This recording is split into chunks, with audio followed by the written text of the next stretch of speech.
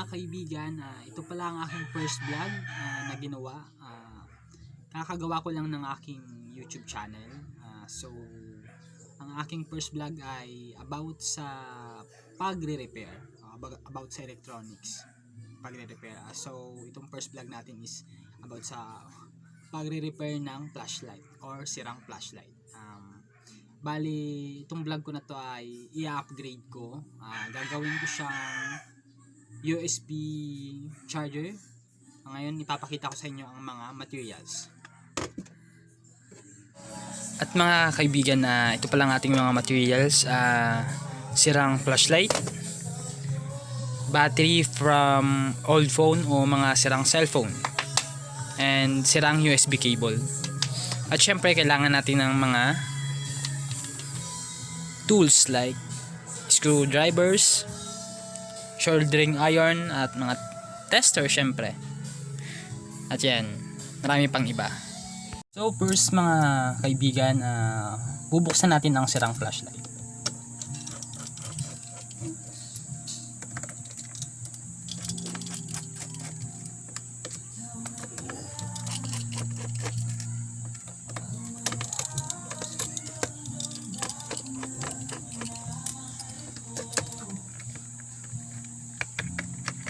Medyo mahirap buksan mga kaibigan.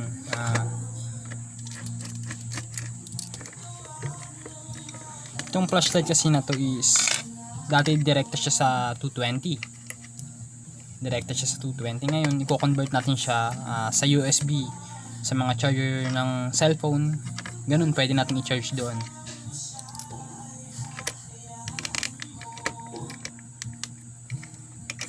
So ito yung battery niya. Tatanggalin natin yung battery. Papalitan natin ng mas maganda, yung mga galing sa old model na cellphone.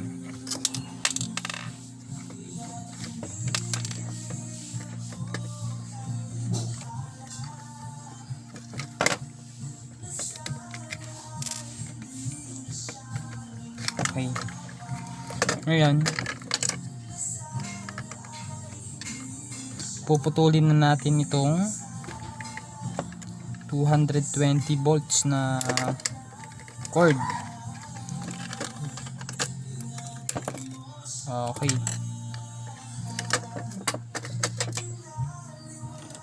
Tapos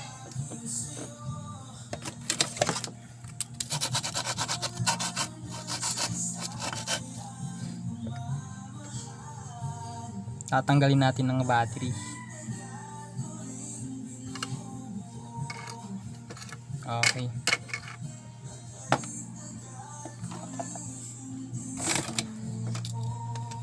Ngayon, kukunin natin yung USB cable. Puputulin natin mga ganyan lang kahaba, mga 10 cm yung wire.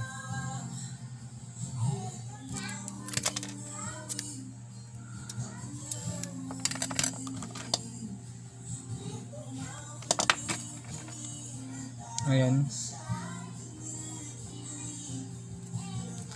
Kukunin natin yung positive at negative.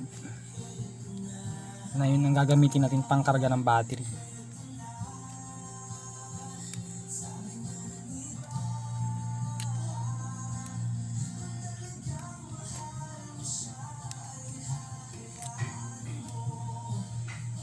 Okay.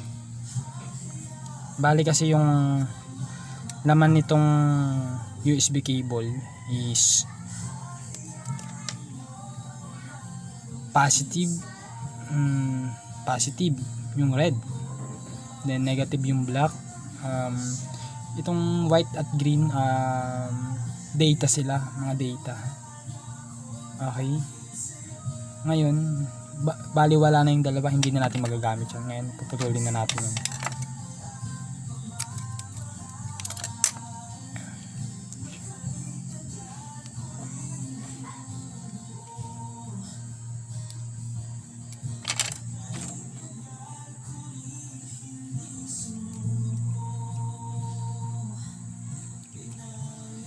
Okay. Ayan. Bali ito ang magiging positive sa battery, ito ang magiging negative. Okay.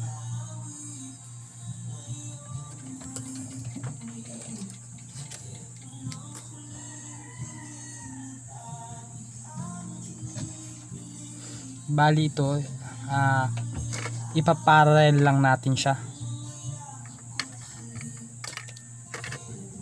sa supply. Ayan.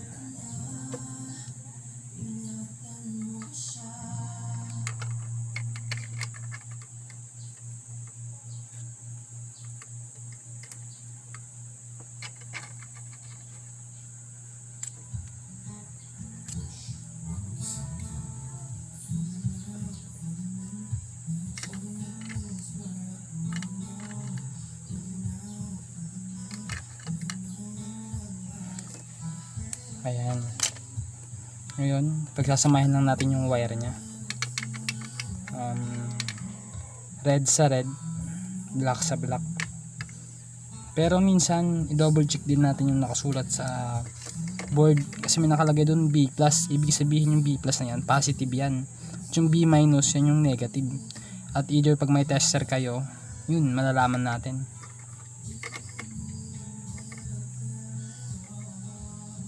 Diyan.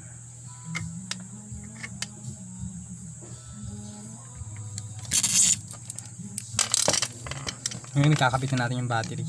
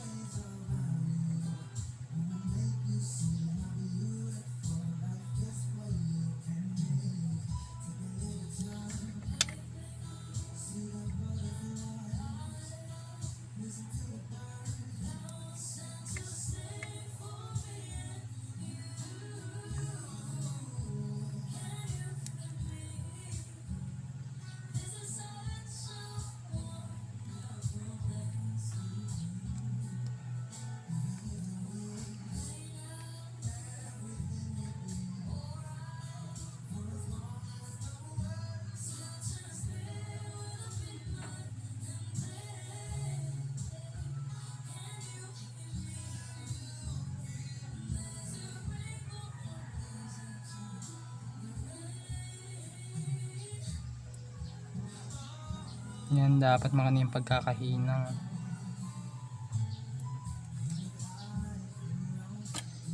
Bago masyadong mahaba yung babawasan natin sa parting dulo lang dapat. Ayan.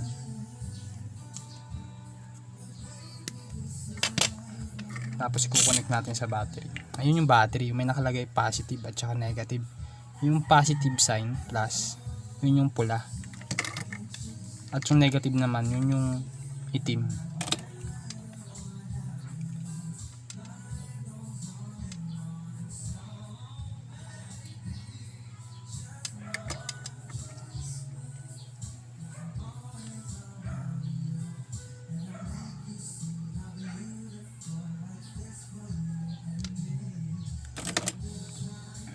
Ayan.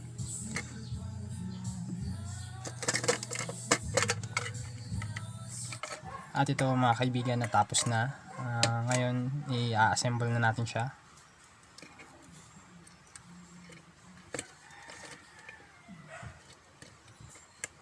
Ayan.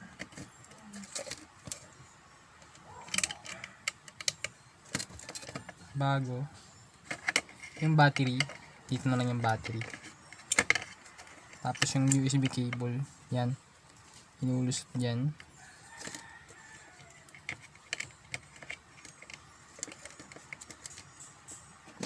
Ayan to.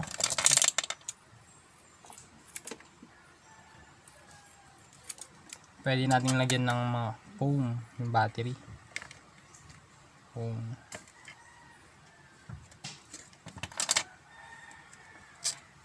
Tapos ito, kailangan natin i-stick glue para hindi gagalaw.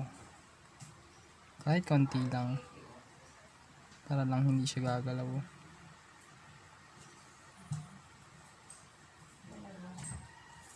Yan.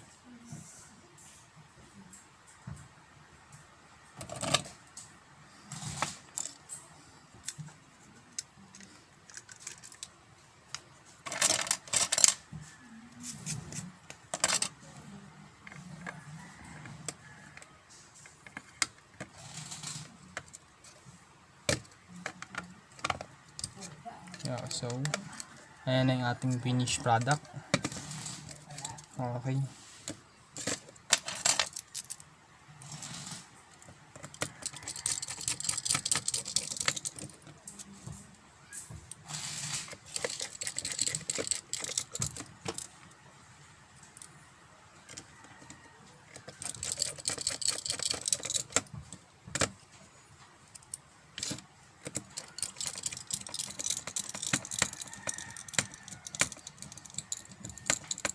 Ayan. Pero wala pa siyang power to ngayon. Kailangan mo natin siyang i-charge gamit yung ating charger ng mga cellphone. Pwede.